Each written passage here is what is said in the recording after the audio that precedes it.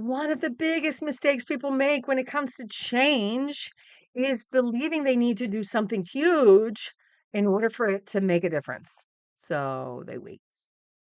They wait for more time, more confidence, more motivation, more energy, the perfect plan or the perfect moment to begin.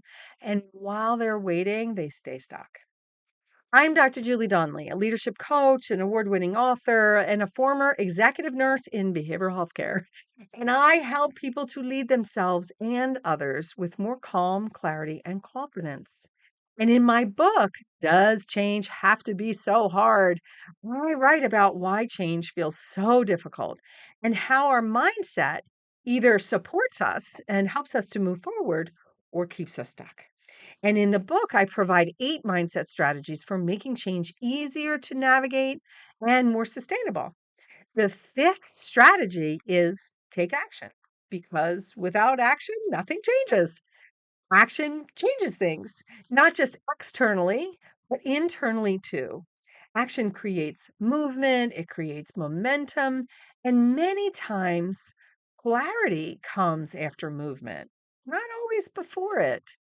We may not know exactly where we want to go, but we know this isn't it. So we start to take action.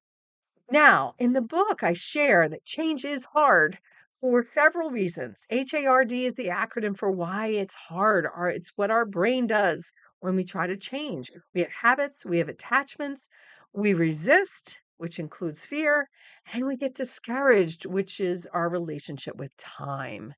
So, this strategy connects very strongly to resistance and discouragement. Resistance often says, "Oh my God, this is too much. It's overwhelming." It says, "Oh, you're not ready yet. You can't do this." And discouragement says, what difference will one small step really make? But small steps matter far more than most people realize. In fact, one of the phrases I use in the book repeatedly is that small steps produce big results. You're not going to get the big result without thousands of small steps. And the problem is, we don't know how many of those small steps you're going to have to take to get the result that you're looking for.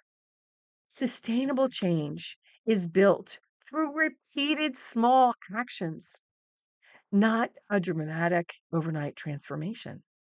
A difficult conversation, a healthier choice, 5 minutes of planning, a walk around the block, turning your phone off a little earlier in the evening, maybe setting a boundary, pausing before you react, speaking up just once in that meeting, asking for help just once, seeing how it feels, seeing what you get from it.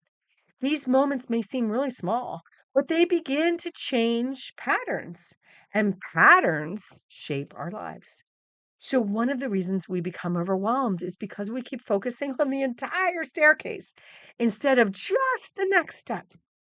The brain often interprets massive change as threatening. It doesn't matter if what the change is, it just interprets it as threatening to the status quo, right? But smaller actions feel safer. They're more manageable, they're easier to repeat. And that matters a lot because repeated action builds trust in yourself over time. Every time you follow through, you strengthen the belief I can do difficult things. I can do this. I can move forward. Hey, maybe I can change.